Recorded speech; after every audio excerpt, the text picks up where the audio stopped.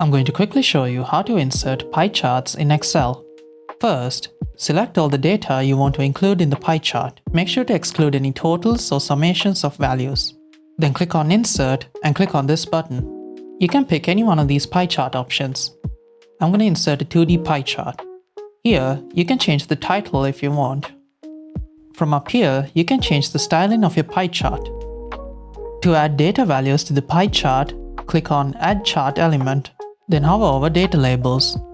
Pick any one of these options. As you can see, the data is currently showing the quantity and not percentages. To change this, click on Add Chart Element, Data Labels, and More Data Label options. Here, check the percentage box and uncheck the value box. Now the data should be in percentages.